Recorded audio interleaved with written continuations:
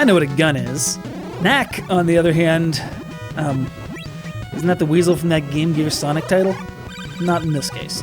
From friend of the show, Mark in Fresh Meadows, New York, it's Gun-Nac, which doesn't really mean much of anything, meaning it's pretty much directly in line with every other late 80s, early 90s vertical scrolling shmup. And while it might not be abstract enough to be considered a true cute-em-up, at least not compared to, say, Twinbee or Parodius, it's certainly abstract and it's certainly cute. Just look at this adorable fishy brutally attacking a factory worker, or this giant rabbit terrorizing an urban area. Precious as they may be, they're kind of becoming a nuisance, so it's up to one man to jump into a spaceship and shoot him down. At least in the English version.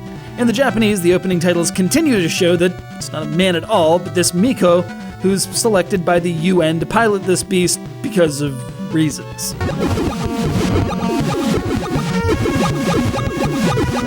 Alright, enough about what kinds of characters could and could not get play in a US release in 1991. The important thing is how the heck Gun-Nac plays. Frankly, it's thoroughly awesome. Sure, it stays tight to the script of scroll vertically, shoot things, but for a Famicom game, the scope of it is kind of impressive. You've got loads of enemies, projectiles, and yes, even rabbits, all flying around the screen and most of them heading directly at your person. But the controls remain responsive and there's minimal slowdown throughout. Adding to the chaos are your 5 modes of fire, which are switched by collecting the circular power-ups labeled, follow me now, 1 through 5. Rocket science, this ain't. Anyway, these go alongside 4 different modes of bombs that you can switch between in much the same fashion. Not to mention the cheerful and cute shopkeep, who allows you to buy your favorite weapons using the sacks of cash you can find mid-skirmish.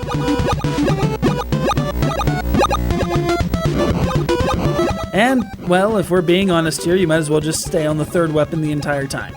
I breezed through the first 2 levels using these homing boomerang things almost exclusively, combined with just a bit of slaloming through carrot missiles and the odd energy shot. As I mentioned, Gun-Nac walks the border between serious shooter and cute-em-up, with lunar surfaces littered with craters giving way to strange stretches littered with lighters, where boxes of matches and green onions are your primary obstacles. Then it's back to a naval battle where the fish are almost as dangerous as the armada launching missiles at you. Throughout it all, though, the graphics stay interesting, and the speed changes of the stages give a bit of diversity to the action.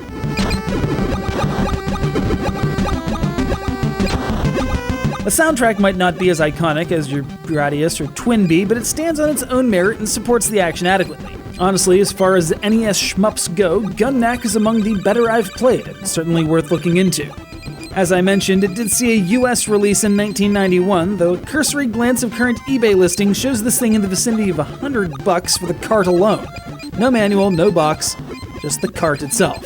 That's Earthbound pricing, or it was before Earthbound's Wii U release. And unfortunately, there's never been a digital re-release of Gun-Nac. Hopefully you can find your own Mark in Fresh Meadows, New York to supply you with a copy of this gem, because otherwise you're missing out. Missing out on shooting rabbits on the moon. How could you live with yourself?